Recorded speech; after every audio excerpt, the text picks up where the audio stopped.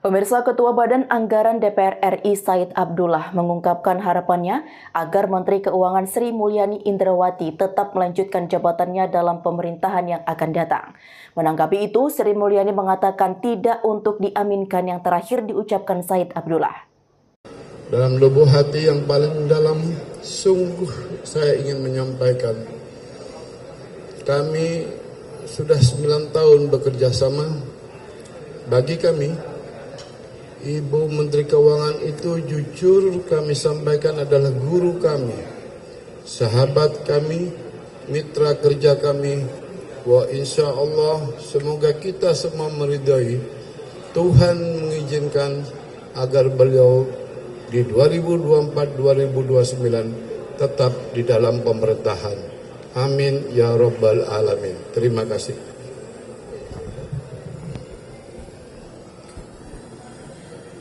Terima kasih Pak Said, kecuali bagian yang paling akhir tadi ya. Alhamdulillah hari ini kami telah menyelesaikan tugas konstitusi. Saya sebagai Menteri Keuangan, Wakil Pemerintah bersama Menteri Bappenas, Menteri Hukum dan HAM, dan Gubernur BI di dalam terus kita menyusun APBN 2025 yang merupakan APBN transisi karena disusun oleh pemerintah saat ini untuk dilaksanakan oleh pemerintah terpilih dari pemilu 2024 yang lalu.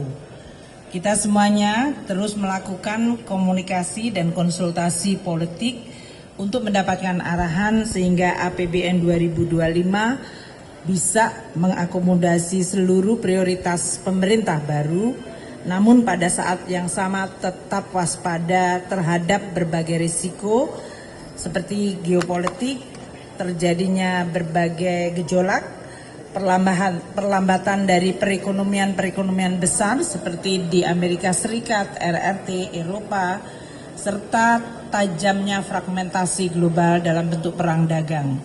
Inilah yang kemudian mendasari kami untuk menyusun APBN 2025 tetap hati-hati waspada namun optimis dan juga mampu mengakomodasi kebijakan prioritas pemerintah terpilih. APBN 2025 seperti saya sampaikan dirancang untuk menjaga stabilitas, inklusivitas, dan keberlanjutan. Dan ini tercermin di dalam baik sisi belanja pemerintah pusat, baik itu di KL maupun non-KL, belanja transfer ke daerah, serta below the line atau pembiayaan.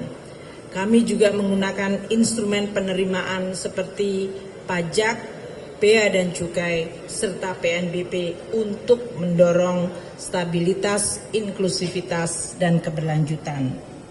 Pemerintah telah sepakat dengan asumsi makro yang tadi telah dibacakan, jadi saya tidak ulang. Dan kita tentu memahami bahwa berbagai indikator pembangunan juga sama pentingnya, seperti penurunan tingkat kemiskinan, tingkat pengangguran, dan juga ketimpangan. Kami berterima kasih di dalam pembahasan dengan Dewan Perwakilan Rakyat, terutama dengan Badan Anggaran, untuk bisa mengakomodasikan beberapa prioritas dari Presiden terpilih dan Wapres terpilih, antara lain program makan bergizi gratis, pembangunan sekolah unggulan, renovasi sekolah-sekolah di seluruh Indonesia, pemeriksaan kesehatan gratis, dan juga program ketahanan pangan dan energi.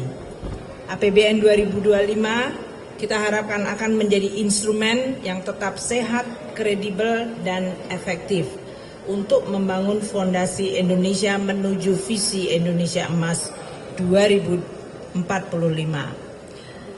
Banyak fokus di dalam APBN yang selama ini telah kita sampaikan dan akan diteruskan, yaitu collecting more, spending better, prudent, serta innovative financing.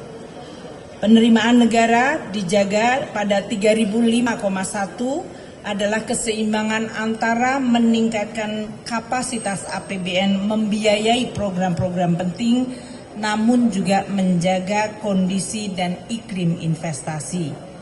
Belanja kementerian lembaga sebesar 1.160,1 triliun telah memasukkan program unggulan pemerintah baru. Makan bergizi gratis 71 triliun, renovasi sekolah 20 triliun, sekolah unggulan pembangunan sekolah unggulan 2 triliun, pemeriksaan kesehatan gratis 3,2 triliun, penuntasan TBC, penanganan TBC 8 triliun, lumbung pangan nasional 15 triliun, dan peningkatan rumah sakit berkualitas sebesar 1,8 triliun. Untuk transfer ke daerah 919,9 triliun adalah untuk menciptakan sinergi harmonisasi kebijakan pusat dan daerah dan meningkatkan kualitas belanja produktif dan perbaikan local taxing power, sehingga kemajuan daerah akan semakin diselaraskan, yang tertinggal bisa mengejar lebih cepat, sehingga daerah-daerah makin mengalami konvergensi kemajuan. Defisit APBN 2025 seperti tadi telah disampaikan sebesar 2,53% PDB atau 616,2 triliun. Ini adalah tingkat yang hati-hati, cukup untuk mewadahi berbagai program prioritas, namun tetap sustainable, prudent, dan pengendalian risiko yang tetap bisa dikelola baik. Di dalam pembiayaan investasi sebesar 154,5 triliun adalah untuk mendukung berbagai BUMN, BLU untuk peningkatan kualitas SDM.